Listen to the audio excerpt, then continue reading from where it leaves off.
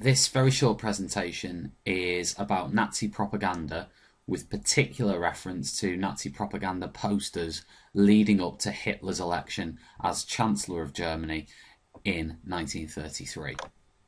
The first poster we're going to look at is one that was produced by Molyneux, and the caption at the bottom translates as National Socialism, the organised will of the nation. And Goebbels claimed that Molyneux perfected the art of drawing the Nazi stormtrooper. These three gentlemen here are members of the SA, which was Hitler's paramilitary organisation.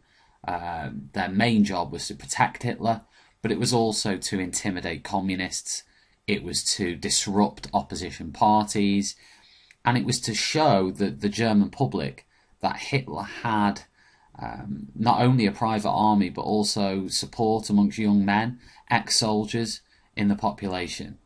So there's a strong message coming there, but also if you look at their faces and how their features are chiselled, they're unmerciful, they're strong, they're brave. If you like the perfect Nazi idea of the soldier, they're plain. They're obviously all white. So there's lots of features there that you will come across time and time again in propaganda posters produced during this period. And if you look at the colours, again, very common: the red, the black, the white. They stand out. They stand out to people, ordinary people. You know, if this was on a wall somewhere, then you would notice it. And that stark contrast of colour really puts across a strong meaning as well. If we move on to the next one, this is 1929 election poster, and of course the famous caption at the bottom: 2 million dead, did they die in vain? Never. Front soldiers, Adolf Hitler is showing you the way. Of course, the poster is referring to World War One, where 2 million German soldiers were killed or wounded, and Hitler, one of his big election promises was about getting rid of the Treaty of Versailles, the injustice of the Treaty of Versailles, the humiliation of the Treaty of Versailles. And this propaganda poster shows a solitary German soldier. To me, he looks lonely, he looks sad, he looks deflated.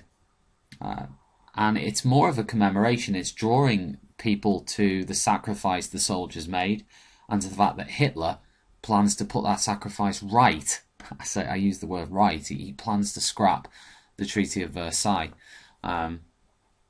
Again, powerful given the military tradition in Germany, the respect for the armed forces in Germany, and of course a lot of Germans wanted their country to be returned to its former glories and its former stature as a great power. This one is probably a little bit, again, September 1930 poster.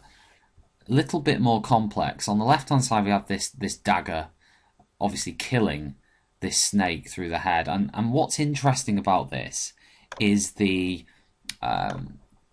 words that are here. You'll see them going around there, and of course the symbol which is down here, which is the Star of David, of course representing Judaism.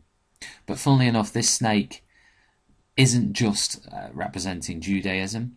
It's representing usury, Versailles, unemployment, the war guilt lie, communism, lies and betrayal, inflation, Locarno, the Dawes Pact, the Young Plan, corruption, and then there's 3 Jews named who were all involved in corruption scandals or financial corruption scandals and prostitution, terror and civil war. And Hitler is implying that the Nazis will rid Germany of these things, all of which I think would be unpopular amongst the German people.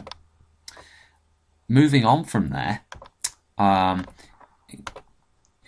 probably the most famous Nazi propaganda poster, you'll have probably seen this in textbooks, is the typical work and bread, and the Nazi official handing out tools to the German workers. And of course this poster is linked to the Great Depression. The fact that you had 6 million German people unemployed by 1932 in need of a job, and again using the red, the black and the white. Hitler's very basic promise is, we will provide you with the means by which you can live your life, work and bread. And this appealed to a lot of Germans who would overlook perhaps some of the anti-Semitic language or whatever in favour of this very simple message, because a lot of them were desperate and they didn't see a way out of their problems. And perhaps in this day and age, that's something we can't really appreciate the draw of.